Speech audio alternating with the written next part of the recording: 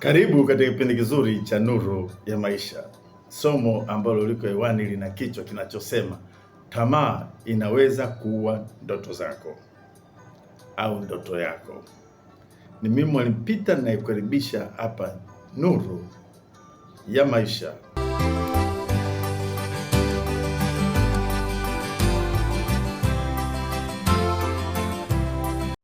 Tamaa inaweza kuua ndoto yako.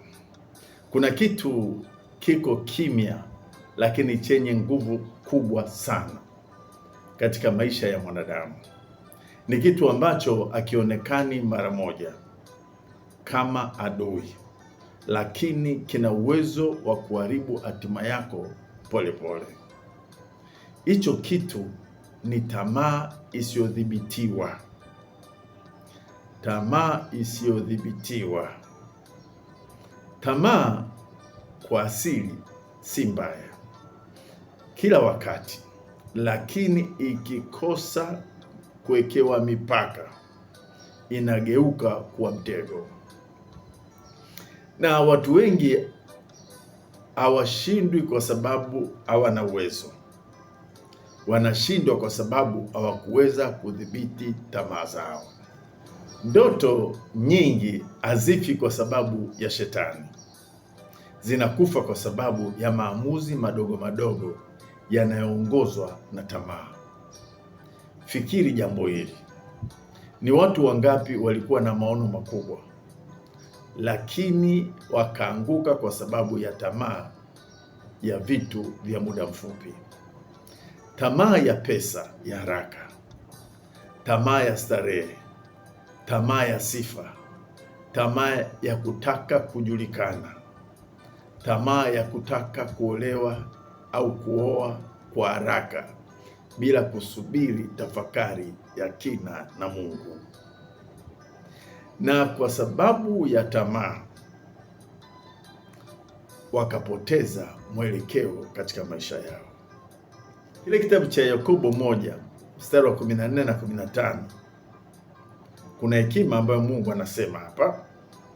Inaeleza kwamba kila mtu huvutwa na tamaa yake mwenyewe, na tamaa ikikomaa huzaa dhambi, na dhambi huzaa mauti.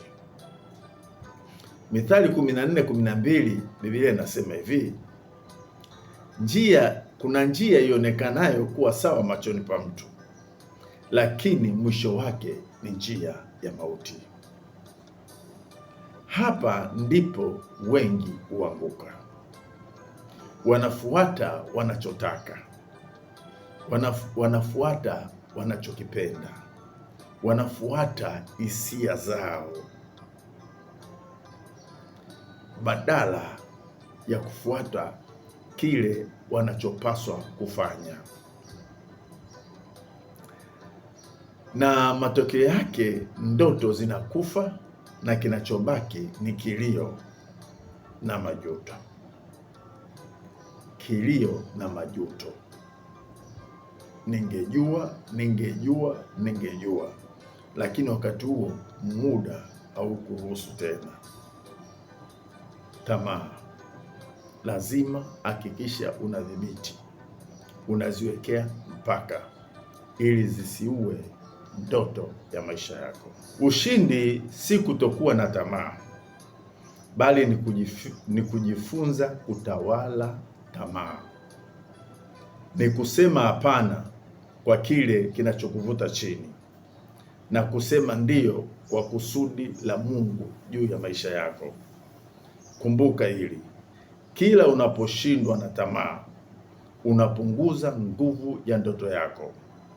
Lakini kila unapojizuia, unajenga kesho yako iliyo njema. Leo chagua kuwa na nidhamu. Chagua uaminifu. Chagua kumtii Mungu hata wakati unapita mahali pagumu. Chagua kumtii Mungu, kwa sababu mwisho wa yote, ndoto iliyolindwa kwa nidhamu ndiyo ndoto inayotimia.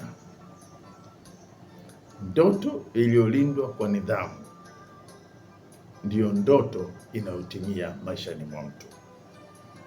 Mungu akubariki sana. Nenda kafanikiwe kwenye maisha yako. Nenda kaweke mipaka juu ya tamaa yoyote inayokuja kwenye maisha yako, ili upate kufanikiwa na ndoto ulizokuwa nazo ziwe halisi kwenye maisha yako. Ubarikiwe sana, ubarikiwe mno. Amen.